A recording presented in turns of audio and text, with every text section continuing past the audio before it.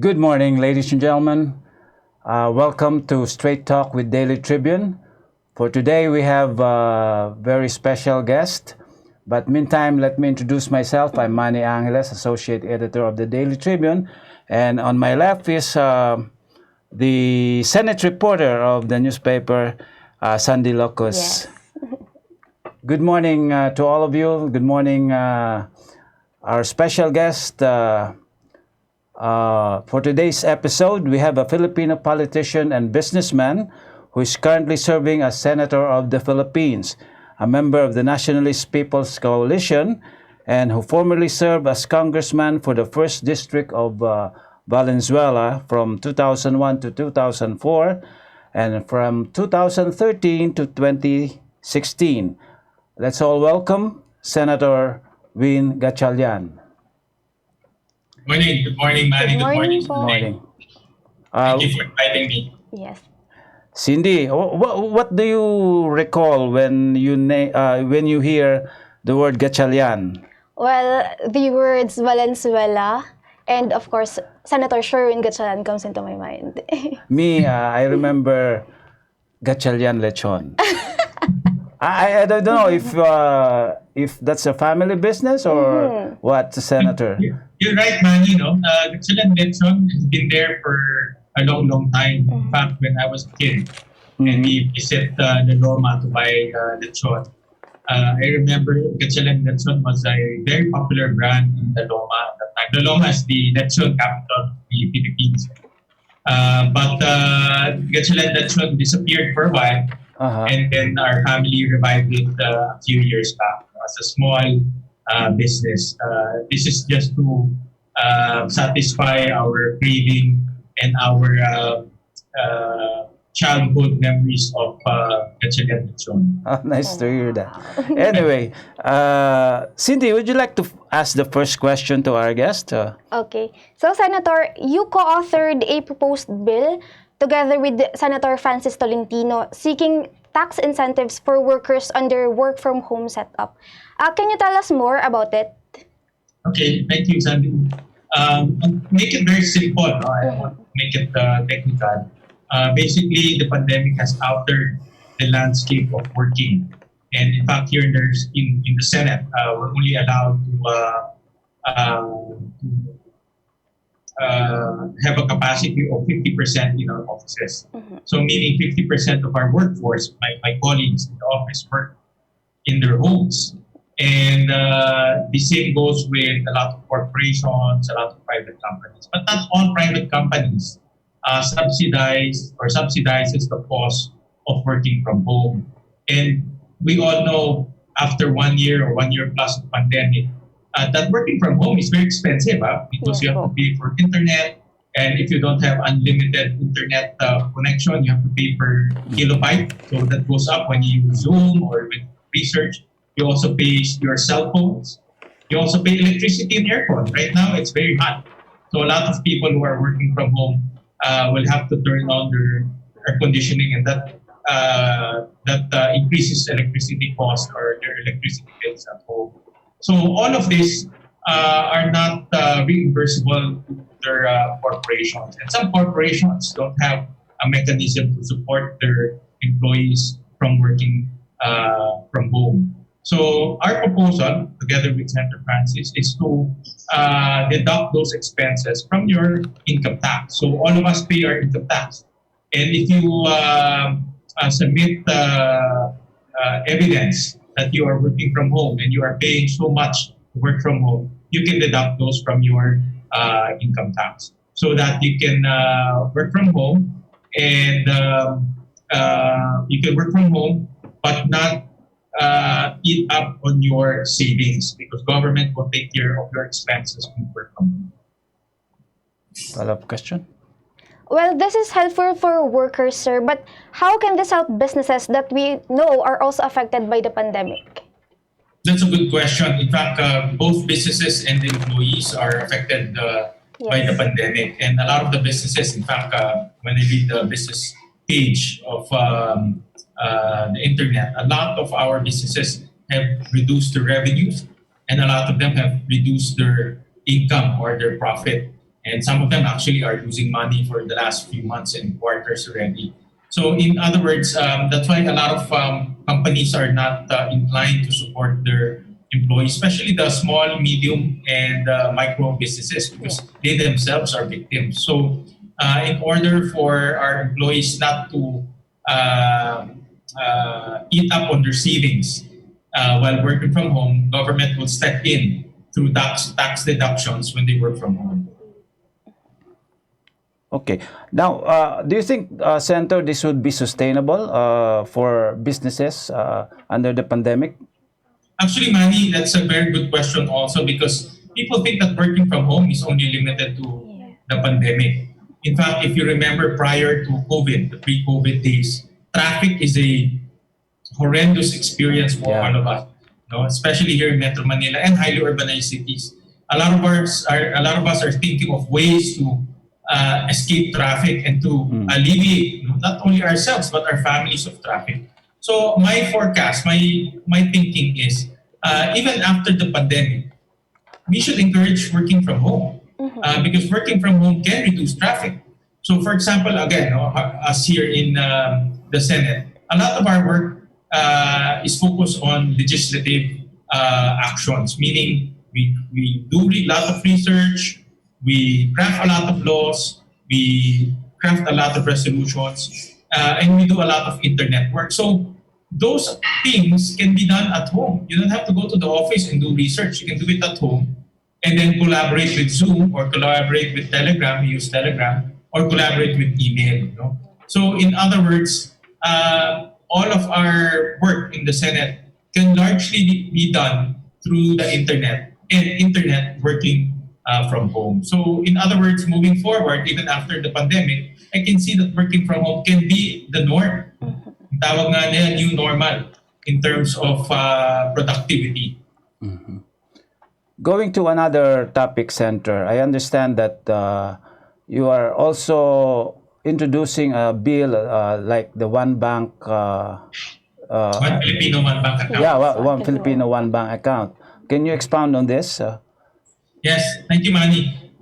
This stemmed from my observation of giving ayuda. If you remember, when we implemented the lockdown in 2020, we gave the SAP, in Social Amelioration Program, twice. And this lockdown in 2021, we gave ayuda. In those three instances, handing out ayuda or handing out financial assistance to our constituents became a very difficult task for government, especially under the pandemic. Giving cash to close to almost 40, 50 million people in short time span is already very difficult. But giving cash to 40, 50 million people under the pandemic, when the virus are going around your communities and your barangays, is definitely close to impossible. So that's why the best way is to electronically transfer financial assistance to our constituents. So just imagine if you can just electronically transfer that financial assistance to our people. They don't have to line up. They don't have to go to the basketball courts. Everything is done electronically. But in order to do that, you have to have a bank account first. So the law will now mandate government to give one bank account to every Filipino. And that will be the link between government and our people when it comes to financial aid. First off, Senator, I think that's a good project. But how about those who can't afford to have a cell phone or an internet even? Paano naman po mangyari sa kanila? Those people who don't have technology or access to technology, a bank account is actually I would call a offline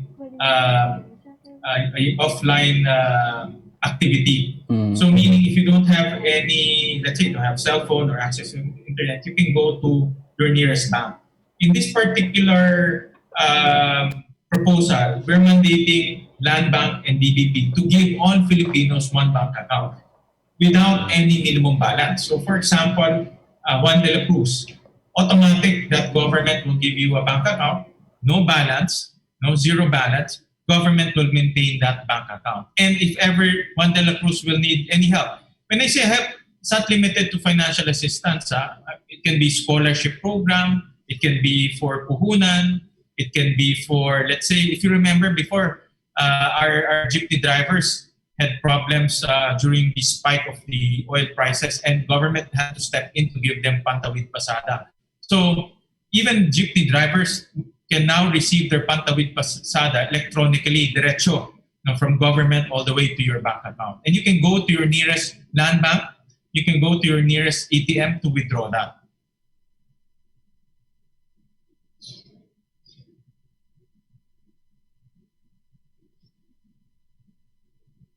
Sunday, I cannot hear you. Problem po ata on your part. Your video po is not, Ayan. Yeah, it's okay.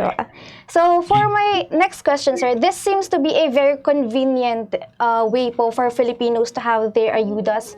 But what is the scope po of who should be mandated to open the virtual accounts? Dapat po ba may age requirement or something? For now, we're giving, my idea is from 16 years old and up, my idea. I included 16 years old because scholarship programs normally are given to this age, in junior high school, in senior high school, and college. And this is a good way to reach out to our younger population because they also need financial support through scholarship programs. So my idea is just target first 16 years old and above. But all of this age group, 16 years old and above, will be given. You don't have to apply. It automatically will be given by the government to you. Okay, now, since you've talked about giving parang scholarship sa mga batang 16 and above, now, what's the possibility of resuming face-to-face classes? Yes. Following the vaccination of teachers and other frontline workers? Manny, as much as I want to have face-to-face classes immediately, I'm taking a very cautious approach in this because of the variants. One thing we have all learned last February and March, that the variants are very serious. We have to take the variants very seriously. And the variant, now that we have information about the variants, we have to be very cautious in terms of opening our classes because those variants can be transmitted in our classrooms and in our schools. So the prospects of opening up face-to-face classes from now to August seems to be not very likable or not very likely because of the new Indian variants that landed to our shores recently. And we're just rolling out the vaccines. There are only 2 million people in our population that have been given the vaccines. What I'm really hoping for and praying that sana by August, August is a new school year, the situation will be much better. More people will be vaccinated. The variants will hopefully disappear by that time. So in the next school year, which is 2021 to 2022 school year, the opening is sometime August. Hopefully by that time we can have face-to-face classes. But from now till August, I think it's very unlikely that we will have face-to-face classes, considering that we have this new variants surrounding or circulating in our communities. Yes. Speaking of vaccines, sir, you tweeted yesterday po about vaccine hesitancy and the low turnout of vaccine registrants in Valenzuela City. What do you think po is the root cause why Filipinos are still hesitant to get vaccinated despite the government's information campaign? That's a good question, Sandy. In fact, I shared that yesterday because from day one, we've been tracking in Valenzuela the number of people getting their vaccines for senior citizens, to comorbidities, to health workers. And from our data, only 20% of our population, adult population in Valenzuela, registered to get their vaccines. 80,000 out of the 80,000 out of the 450,000. And in terms of senior citizens demand, we only got 19% to get their vaccines. And we did this house to house. No? I remember Senator Anggarong mentioned to me that not all senior citizens are tech savvy. They don't know how to use the internet. So we took that advice and we gave our senior citizens their schedule for vaccination house to house. So they had they got their what we call paanyaya letter stating there the day of their vaccination, the time of their vaccination, but only 19% responded to that. So that's why in the initial stage of our vaccination, our vaccination centers were empty because only 20% came to get their vaccines. So, and that goes for all. No, I've talked to a lot of mayors and I've seen the tweets and the comments of a lot of mayors here in Metro Manila, and they've been experiencing also real vaccine hesitancy. So my call to IATF, to the IATF, to immediately allow A4, no, the essential workers. The essential workers are already in the list. A lot of them are willing and ready. In fact, they've been asking if they can be vaccinated. And after A4, no, by June, allow the general public ready. The general public, a lot of our general public, a lot of our constituents are ready to get their vaccines. So allow them to get their vaccines already. Okay. Follow-up question po, sir. Will you agree to the suggestion po of other senators to have those who are willing to be vaccinated to get their vaccines? Yes, definitely. Because this May, no, I was looking at the inventory. This May, we don't have as many vaccines as we want. No? The inventory, I was looking at the data, is about 7 million. So that's not so much. No? That's why my analysis here is May, we bump up the A4. No? Don't wait for the A4 next month or July. Bump it up today, no? So that we will use all up that 7 million. By June, allow everyone already. No? Because by June, we will have 20 million vaccines. And I believe because of vaccine hesitancy, we can vaccinate those who want to be vaccinated without any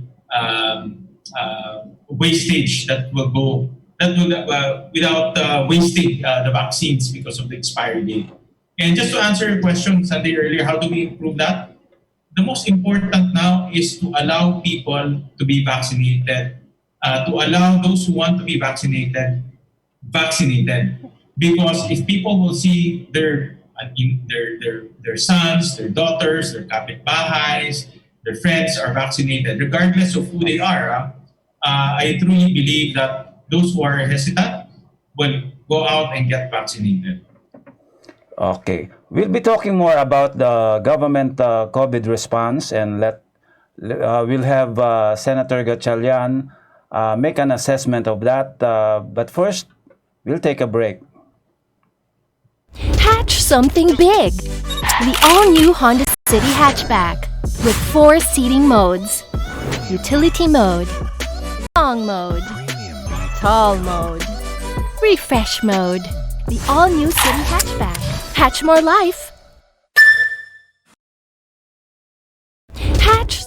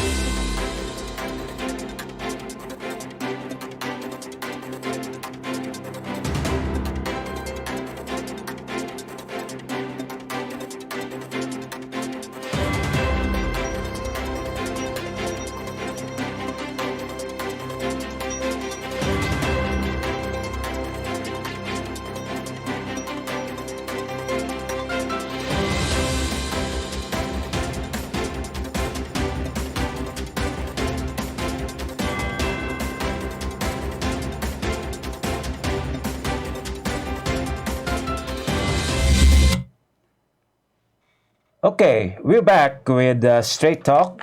Today we have for guest Senator Win Gatchalian. And before the break, we were talking about the vaccination rollout. And for this segment, we'll now be talking about the government's COVID response. Ikaw ba, Cindy, nabakunahan ka na?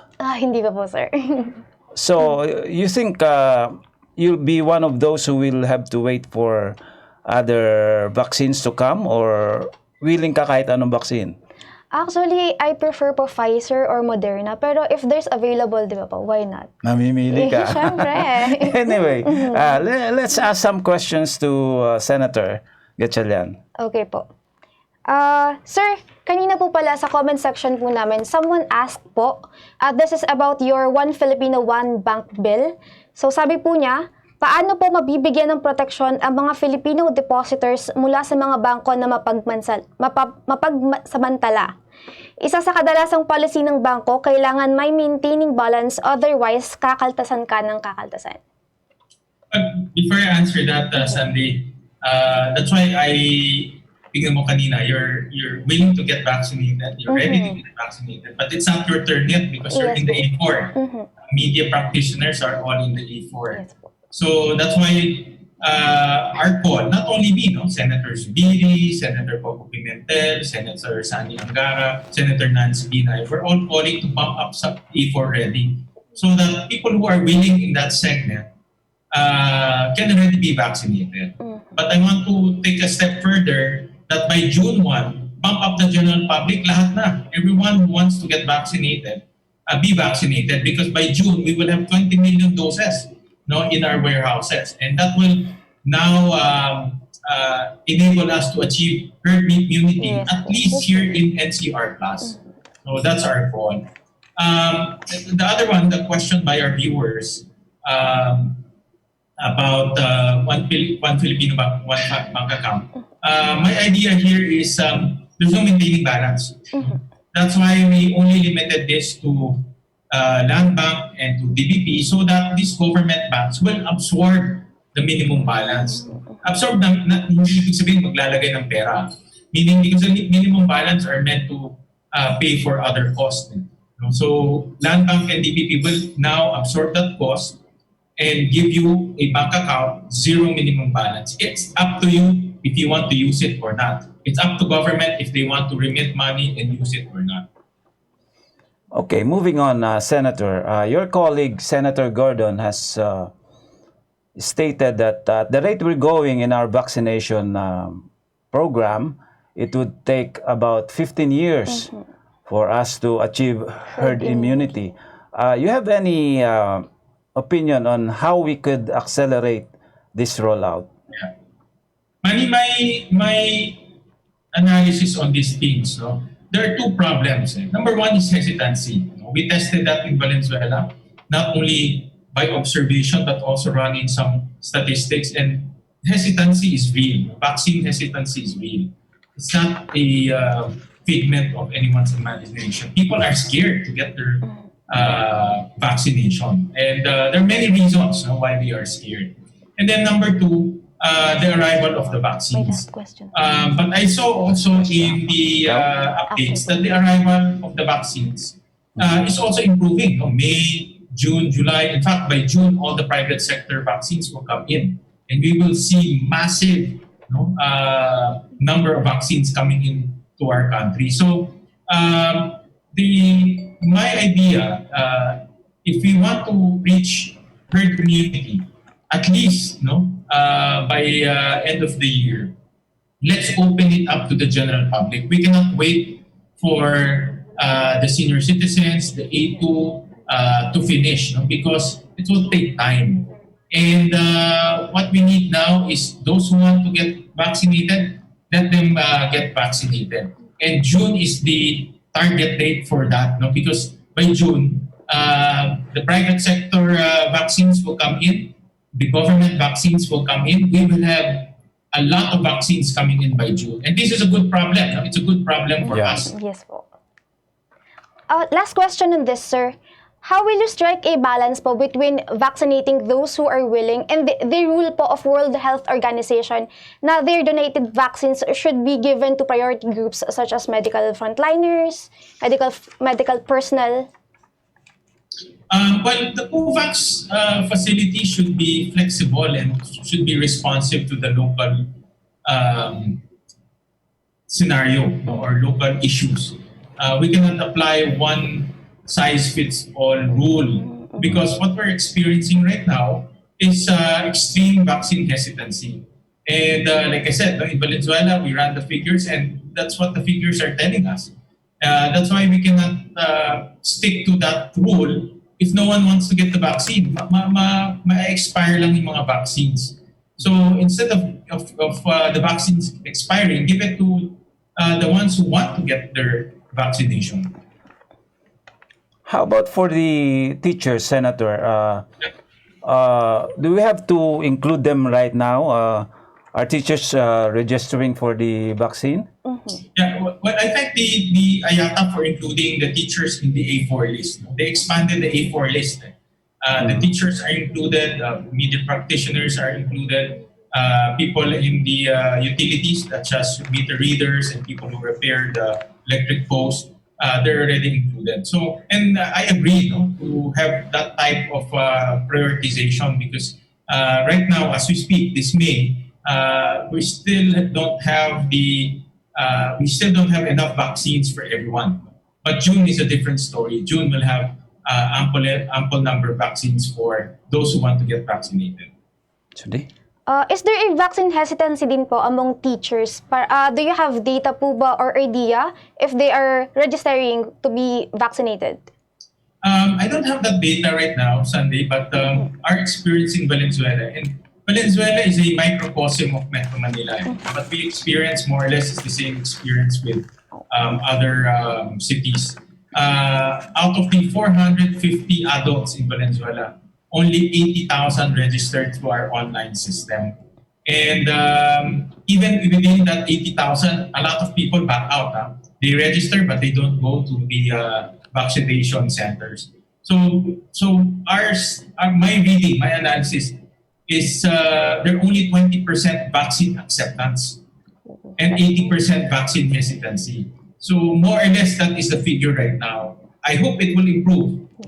And I've seen advertising. Yesterday, I saw advertising from some multinational companies. They're advertising to encourage people to get their vaccine. So that will improve vaccine acceptance. But for now, it's 20%. Okay. Now, let's go to the forthcoming elections next year. I understand you'll be a re-electionist, Senator? Yes. And what are your plans? With all this, the pandemic, the West Philippine Sea issue, you think this will be issues in the coming elections? Well, Manny, we live in a very complex country. Complex because we have to deal with a lot of issues.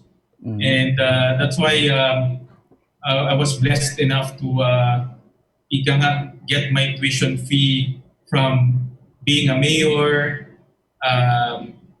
congressman, and now senator. I really believe in serving our country effectively. You have to go through the ropes and earn your diploma from the ground. So I became a mayor, and the mayor gave me a very good perspective and very good experience in governance. Then congressman elevated me a bit to national issues. But the senator position gave me a very good perspective on the national issues. And we live in a very complex country. Now, just imagine you have the West Philippine Sea issue, you have issue on the Barm area, you have insurgency issues, you have issues on climate change and calamities. These are very complex issues. And on top of that, you have social issues. For example, education, poverty, all of these issues that you need to handle simultaneously and very complex. And we have to remember we're a developing nation, so we don't have enough resources to cover all of those. But what I learned in being a mayor is to become strategic, to apply strategic actions. So you don't do a shotgun approach, barilin mo lahat, but you do very targeted strategic approaches on strategic problems. No one can claim that they can solve the country's problem in 6 years, but definitely I can contribute to the solution that will solve it and enable the next generation solve it again. So you have to have small solutions that will help the next generation solve the other issues. So in other words, you're saying, Senator, that you came in for your job as senator well prepared since you have a local administration. Yeah, as I understand also, you were the one who ended the garbage woes of Valenzuela during your term. Yeah, that was my advocacy in 2004. No? Because garbage was, you're right, it's a garbage woe. That time talagang it was a very big political issue. No? Basura naging political issue. But the mayorship, Manny, gave me very good experience in governance that now I can use in terms of looking at the governance issues of the country.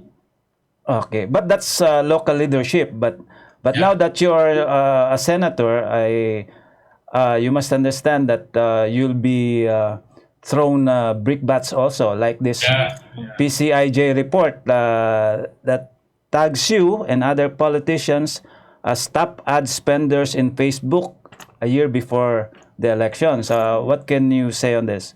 Well, Manny, I won't deny that I spend on social media, and that's a way for me to tell the public what I am doing. But if you break down that ad spending, and even PCIJ mentioned that my ads were concentrated on two advocacies, education and energy. And those committees are the committees I chair.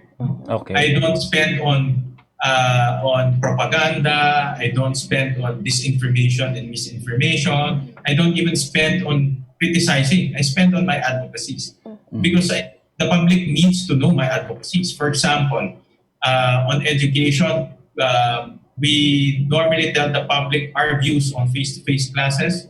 We normally tell the public about navigating through the pandemic. We inform the public on school openings, on the problems of the internet. So these type of things are supposed to be our job to inform the public. And I don't deny that I spent on our advocacies because that's job related. Yeah. Okay. Now next up, we'll be having a game to see the other side of the senator. Yes. So, but before that, we'll take a break, Senator. Hatch something big. The all-new Honda City hatchback with 4 seating modes. Utility mode, long mode, tall mode, refresh mode. The all-new City hatchback. Hatch more life. Hatch something big. The all-new Honda City hatchback with 4 seating modes. Utility mode, long mode, tall mode, refresh mode. The all-new City hatchback. Hatch more life. Araneta City, home to the country's first indoor shopping mall, the world's original Thrilla, and the first ever Bini Bini pageant. Now a place for your first win, your first catch, your first home, your first big break, your first date, and even your first love. Araneta City, the city of firsts.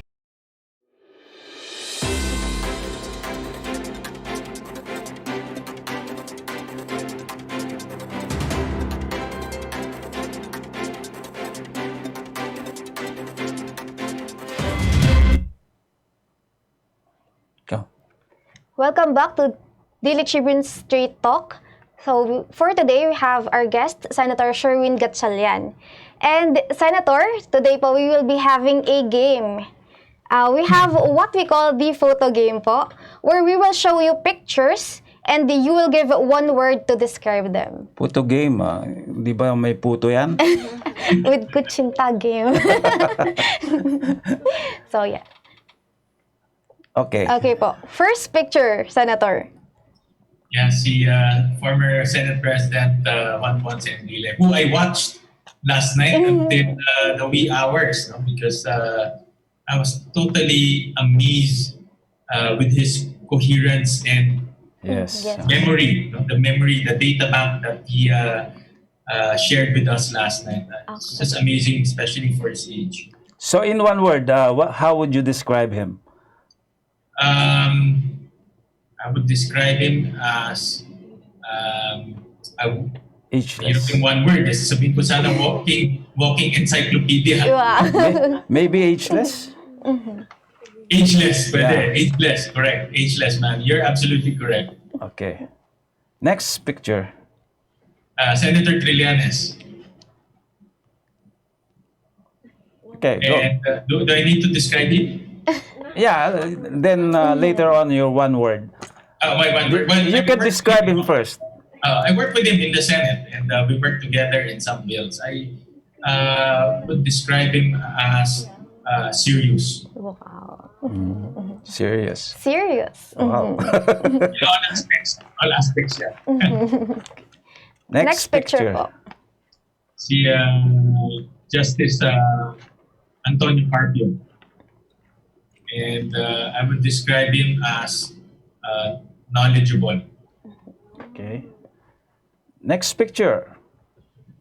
Yeah. Hindi ko yata kilala yan, ha? Hindi yata kilala yan, ha? Of course, si Bianca. And I would describe him as, I would say, malambing. Wow. Parang nag-twinkle yung mata mo, Oo Senator. nga po. Parang may glow. Minsan tuloy ako. Next. Next, si our Miss Universe contestant, si Miss Rabia. Rabia. Yeah. And I would describe her as determined. Okay. Despite all the, I viewed in Twitter, despite many, naman naman sa Twitter, no? You can say anything under the sun. But despite those comments, we pursued She pushed. to compete. Okay, next. General Parlade. You all know who he is. And I would say tactless. Aha. I thought you'd say red tag.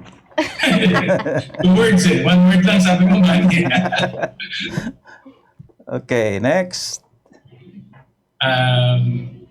Vice President Lenny Robredo. I worked with Vice President. We were in Congress in 2013. In fact, even prior to that, when I was a mayor, I was very close to her husband, si former Secretary Jesse Robredo.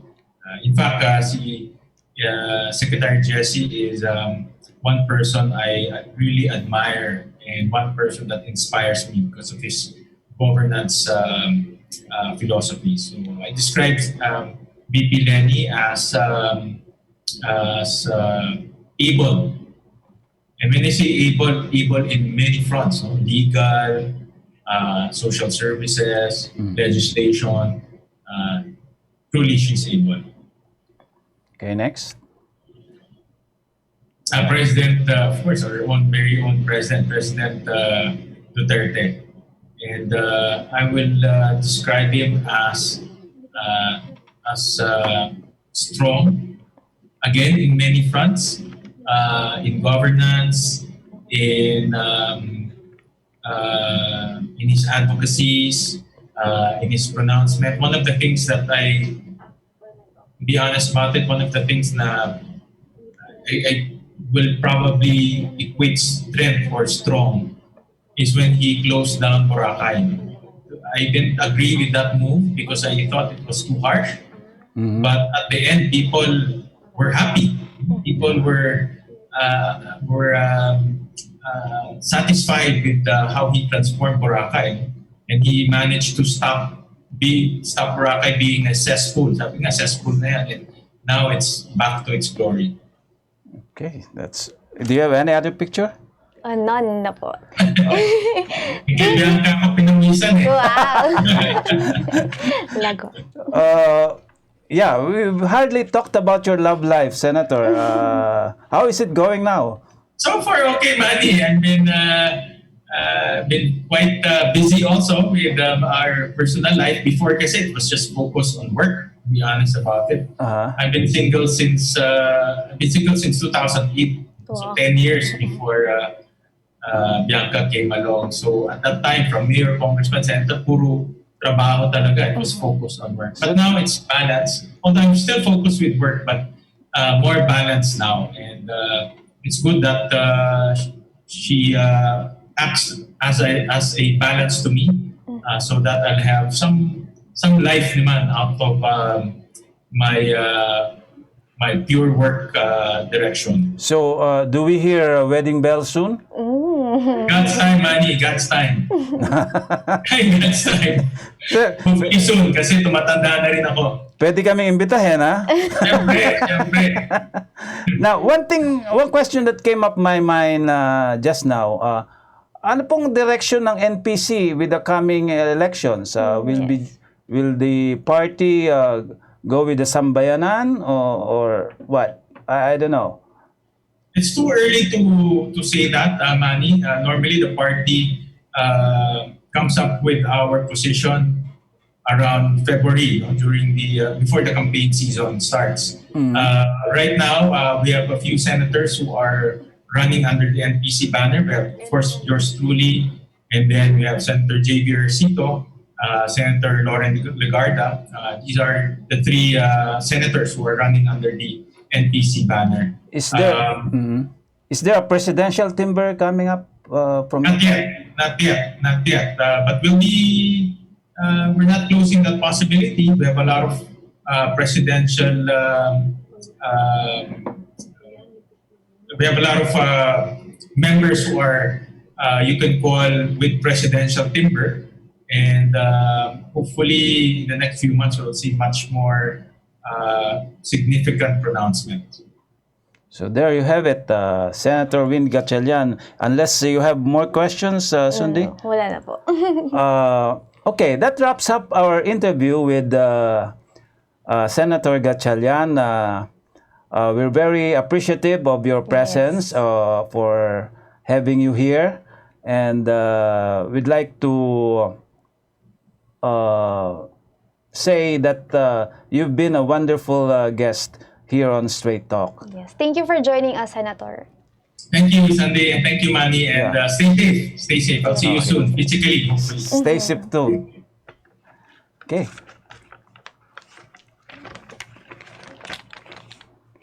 Oh, yung ano po. Alin? Cut na ba? Oh, ikaw.